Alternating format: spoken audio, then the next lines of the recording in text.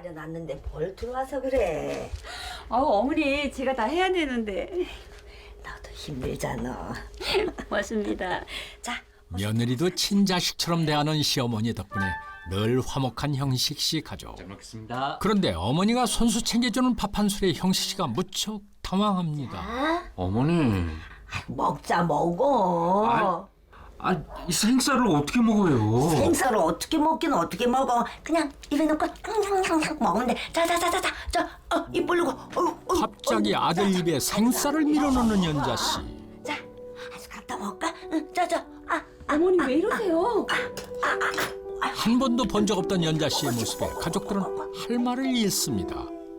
금쪽같이 아끼던 아들에게 갑자기 왜 이러는 걸까요?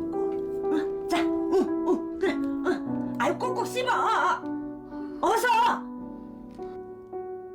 며칠 뒤 모처럼 일찍 잠자리에 들게 된 형식 씨 부부. 우리 들으셔. 뭐 어때? 그런데 하필 이때 불청객이 등장합니다. 아니, 어머니, 왜 그러세요? 내가 요새 꿈자리가 계속 사나워서 혼자 자기가 무서워서 그래. 같이 자도 되지? 아니, 어머니, 왜 이러세요? 제가 방에 모셔다 드릴게요. 왜? 늙은 애미랑 같이 자는 게 싫으냐? 예? 아니, 그게 아니고요. 아니면 됐다. 자자. 기어코 아들 며느리 사이에 떡하니 자리를 잡는 연자 씨. 불 꺼라 형식아. 너도 눕고. 에이구, 아무래도 오늘 밤은 틀린 것 같습니다. 하지만 아들 며느리의 마음이 뒤숭숭한 진짜 이유는 점점 더 심해지는 어머니 연자 씨의 기행 때문입니다. 다음 날 아침부터 서두른 형식 씨 부부. 어머니, 저랑 어디 좀 가요. 어디? 아직 잠도 안 깨나 어머니를 들쳤고 어딜 가려는 걸까요? 날 어디로 데려가는 거야? 가보시면 알아요. 이른 아침 동네를 떠들썩하게 만든 소동. 하지만 이들 가족에게 다가오는 진짜 비극에 비하면 이건 아주 사소한 해프닝에 불과합니다. 발버둥치는 연자 씨를 업고 한참을 걸어온 형식 씨. 드디어 한 장소에 멈춰 섰습니다. 뭐야? 날 여기 왜 데려온 거야? 내가 싫다고 했잖아. 이들이 도착한 곳은 다름 아닌 병원이었는데요. 어머니 치매 검사 한 번만 받아보자고요. 일찍 치료하면 좋아진대요. 글쎄 난 멀쩡해. 검사할 필요 없다니까. 어머니 어머니의 이상 행동이 치매 때문이라고 생각한 아들 며느리. 하지만 연자 씨는 끝까지 검사를 거부합니다. 아이고 속 터져. 아이고 왜 이렇게 애미 맘을 몰라 이놈아. 아유 어머니야말로 진짜 왜 이러세요? 어머니 요새 정상이 아니라니까요. 이게 다 애미가 네 목숨 살리려고 그러는 거야 이놈아. 네? 어머니 그게 무슨 말씀이세요? 생쌀이며 잠자리 소동이 모두 아들 형식 씨를 위한 것이었다니 이게 대체 무슨 소리일까요? 아이고. 이야기는 무려 20년 전으로 거슬러 올라갑니다. 술에 만취한 이 남자는 바로 연자 씨의 큰아들 형만 씨. 야 작작 좀 마셔. 이러니까 어머님이 걱정하시지. 야 이 새끼야, 네가 뭔데 잔소리야 인마? 미쳤냐? 미쳤냐 이 새끼야? 에이씨! 아 진짜 벌게다. 아. 비단 이날만의 일이 아니었습니다. 형만 씨는 평소에도 술을 자주 마시고 주사도 심한 편이었는데요.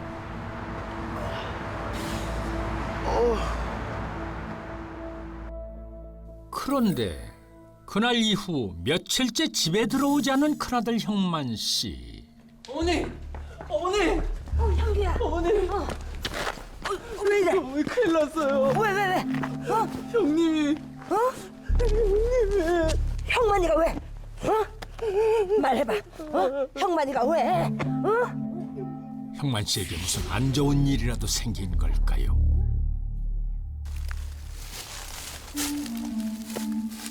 아, 이를 어쩝니까? 불길한 예감은 틀리질 않습니다.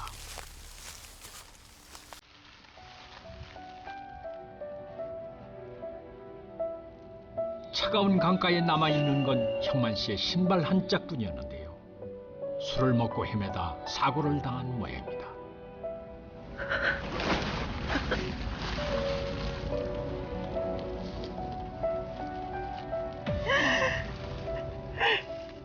그렇게 연자 씨는 시체조차 찾지 못한 채 27 젊은 아들을 가슴에 묻어야 했습니다.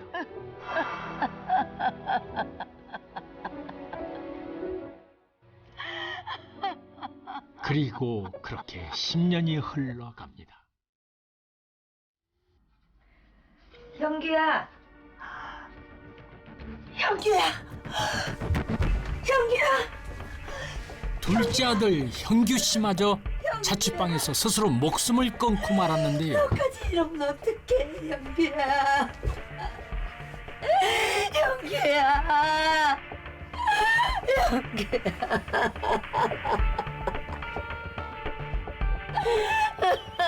자식을 2명이나 앞세우다니 연자 씨의 운명이 너무나 기구합니다. 큰아들이 실종된 지 꼭 10년 만에 둘째 아들이 갑작스럽게 자신의 방에서 스스로 목숨을 끊었는데요. 그런데 아무도 그가 왜 자살했는지 그 이유를 알지 못했습니다. 참으로 미스테리한 일이었습니다. 그렇게 둘째 아들마저 잃고 또다시 10년의 세월이 흐른 어느 날, 무슨 일인지 연자 씨 심기가 아주 불편해 보입니다. 누군가에게 화가 단단히 난 듯한데요. 너희들 지금 뭐라고 짓거리는 거야? 응? 아니 형님 우리는 걱정이 돼서. 뭐가 걱정이 됐어? 뭐가? 막내까지 어떻게 될까봐. 자식들이 10년에 한 번씩 상을 치르니까 하는 아니 이게 터진 입들이라고 말을 함부라고 했어. 동네에는 연자 씨네 삼형제에게 저주가 내렸다는 소문이 파다했습니다. 연자 씨의 큰아들과 둘째 아들이 정확히 10년 차이를 두고 이유 없이 비명 행사를 했기 때문입니다. 그리고 올해가 바로 둘째 아들이 죽은 지 꼭 10년째 되는 해. 행여나 비극이 반복되는 건 아닌지 걱정입니다.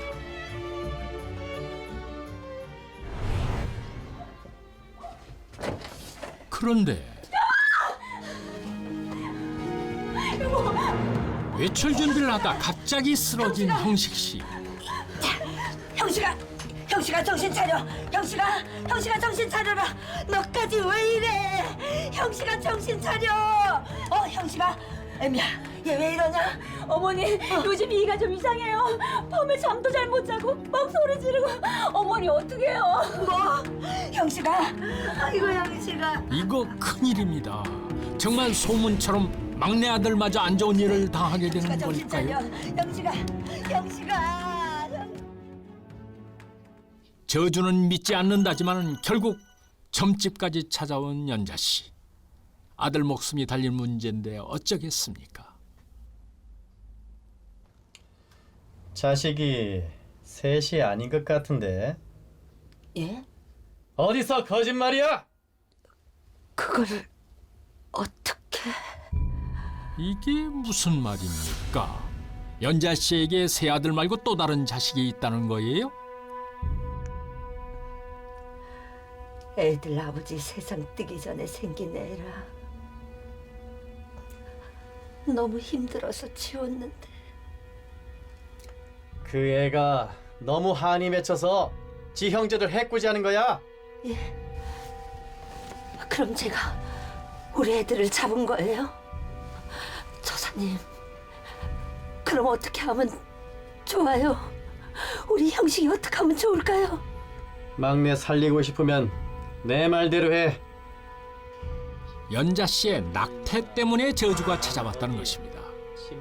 하지만 피해갈 방법이 있다는데요. 올해 마지막 날까지 반드시 지켜야 돼. 알았어. 한 숟가락 더 먹자. 아, 입 벌려. 자자자자, 입 벌려. 자, 꼭꼭 씹어. 아, 꼭꼭 씹으라고. 연자 씨의 이상한 행동은 바로 그 비방을 지키기 위함이었습니다. 막내 아들만이라도 살리고 싶은 어머니의 정성이었던 것이죠. 같이 자니까 좋지. 응? 예, 어머니.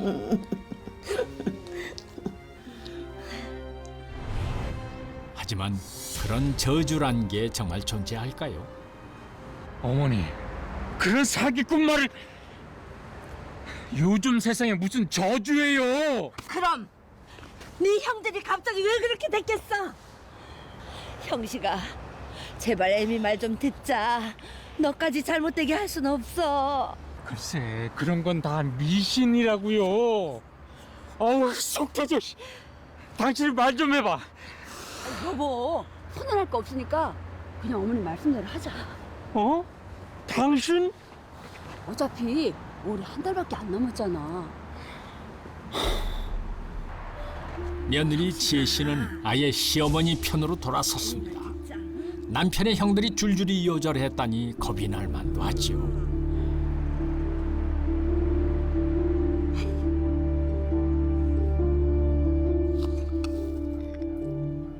그날부터 연자 씨와 지혜 씨는 합심을 해서 형식 씨 지키기 작전에 돌입했습니다.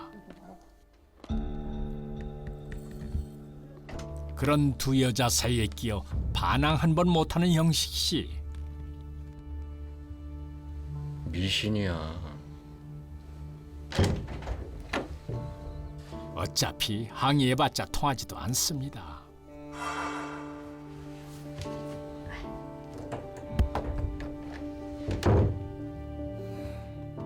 불혹을 넘긴 집안의 가장. 하지만 어머니에게 무슨 짓을 해서라도 지키고 싶은 자식입니다.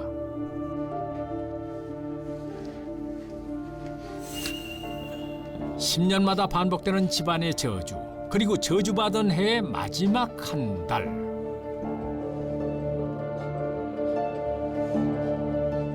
형식 씨 가족들은 살얼음판을 걷듯 조마조마한 심정으로 하루하루를 보냈습니다. 과연 막내 아들 형식 씨는 올 한 해를 무사히 넘길 수 있을까요? 어머니, 드디어 올 한 해가 다 지나갔어요. 그래, 드디어 끝났어. 우리 형식이 살았어. 형식아, 이제 넌 살았다. 형식아, 살았어. 거 봐라, 애미 말만 들으면 된댔잖아. 아이고 우리 아들. 아이고 어머니도 참. 예, 다 어머니 덕이에요. 그렇다고 쳐요. 여보, 우리 내일은 잔치라도 하자. 응? 아이고 그래, 내일 잔치. 아이고 우리 형식이 살아났어. 무속인의 비방 때문인지 아닌지는 알 수 없지만 어쨌든 아무 탈 없이 새해가 찾아왔습니다. 그런데 형식 씨가 좀 이상합니다. 식구들과 달리 오히려 근심이 깊어진 표정인데요. 몇 시간 뒤, 그러니까 새해 첫날 새벽입니다. 악몽에 시달리는 형식 씨. 무슨 지독한 꿈이 그를 괴롭히는 걸까요? 깨고 나서 악몽의 여운이 가시질 않는 모양입니다. 혹시 저주가 아직 끝나지 않은 걸까요?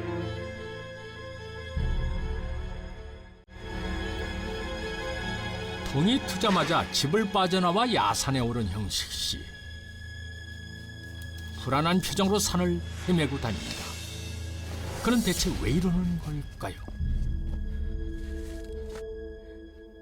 어머니 큰일 났어요. 도대체 얘가 어디 간 거야? 잘 모르겠어요. 핸드폰도 지갑도 다 집에 있는데 회사도 안 나왔대요. 뭐? 겨우 한시름 놨더니 이게 무슨 일이랍니까? 여보세요?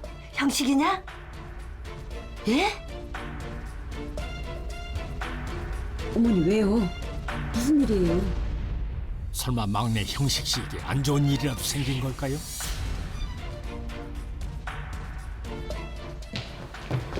연자 씨에게 연락을 한 건 다름 아닌 경찰이었습니다. 형식아! 다행히 형식 씨는 살아 있었는데요. 너 괜찮은 거야? 어? 아이고. 근데 왜 경찰서에 와 있는 거야? 응? 어머니. 죄송해요. 죄송합니다, 어머니. 죄송해요. 얘가 왜 이래?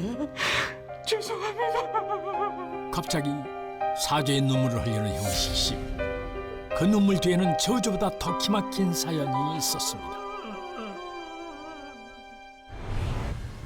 20여 년 전, 아직 둘째 아들 형규 씨가 살아있을 때의 일입니다. 형식아, 어머니한테 다 얘기하자. 안 돼요. 그러다 어머니 쓰러지시면 어떡해. 어머니는 모르는 둘만의 비밀이 있는 것 같은데요. 비밀을 남긴 채 자살을 택한 둘째 형규 씨. 이렇게 먼저 가버리면 난 어떡해요.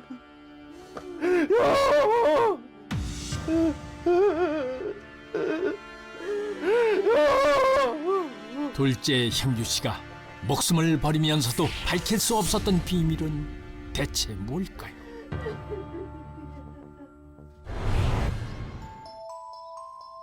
그로부터 10년이 지난 새해 아침, 형식 씨는 동네 야산으로 경찰들을 불렀습니다. 배영식 씨?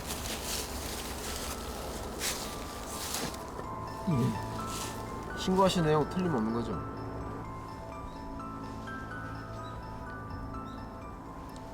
여기입니다.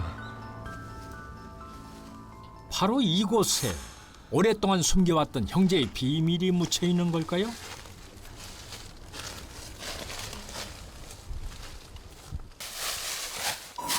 땅을 파기 시작한 지 30분쯤 지났을 무렵. 있습니다. 드디어 비밀의 실체가 드러났나 봅니다. 과연 땅속에 묻혀 있는 것은 무엇일까요? 그것은 바로 백골로 변해버린 사람의 손. 이 백골 사체의 주인은 과연 누구일까요? 진실을 알기 위해 형만 씨가 실종됐던 그날로 다시 돌아가 보겠습니다. 술에 만취한 큰형 형만 씨가 찾아간 곳은 두 동생들의 자취방이었는데요. 형 왔어? 야, 술은 내 취유냐? 그게 아니고. 야, 너 임마 형한테 아는 척도 안 해, 임마 새끼야? 술만 마시면 동생들을 괴롭혔던 형만 씨. 그만해! 뭐 하는 거야 이게? 야, 안다? 안다, 이 새끼야! 이날도 예외는 아니었습니다. 통제가 안 될 만큼 흥분한 형만 씨. 죽일 거야, 진짜, 야! 안다? 안다?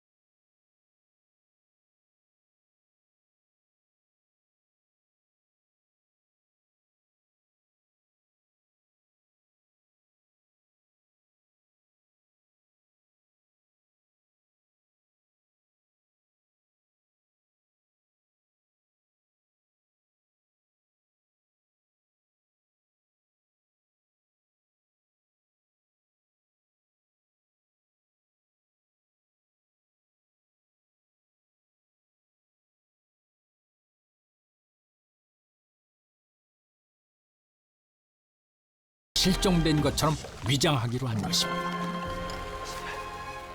큰아들 씨는 평소 술 먹고 크고 작은 사고를 자주 쳤기 때문에 아무도 의심하지 않았습니다. 하지만 두 동생들은 그때부터 극심한 죄책감으로 괴로워했다고 합니다. 결국 큰형 사망 10년 뒤 둘째가 자살을 택했고 막내 아들 역시 계속해서 악몽과 환영에 시달리며 잠도 제대로 못 자는 심신불안정 상태였다고 합니다. 그래서 막내 아들 는 결국 21년 만에 경찰에 자백을 하게 됐습니다. 아들들의 죽음은 저주 때문이 아니었습니다. 세상에 이럴 수가. 아이고 이러지. 어머니 죄송해요. 죄송합니다. 아이고 이러지. 아이고 이러지. 아이고. 아이고. 어이없게 두 아들을 잃고 이젠 막내 아들마저 살인자가 된 안타까운 현실. 형사님, 그럼 우리 형식이는 어떻게 되는 겁니까? 아드님은 어머님과 함께 귀가하시면 됩니다. 그게 무슨 말이에요? 살인죄가 드러났는데 집에 돌아가라니요? 이건 또 무슨 소리일까요? 당시에는 살인사건 공소시효가 15년이었는데요. 큰형을 살해한 건 이미 21년이 지난 일이었기 때문에 살인이 명백했음에도 아무 처벌을 받지 않고 그날 곧바로 귀가 조치됐습니다. 오랜 세월 죄책감에 시달려온 아들이 얼마나 괴로웠을지 안쓰러운 연자 씨. 용서받기 힘든 죄를 저질렀지만 어머니는 그런 아들마저 따뜻하게 품습니다. 어머니. 집에 가자. 비밀을 간직하는 것만큼 고통스러운 일이 또 있을까요? 영원히 묻힐 수도 있었던 살인 사건을 고백한 건 결국 감당할 수 없는 진실의 무게 때문이었을 것입니다.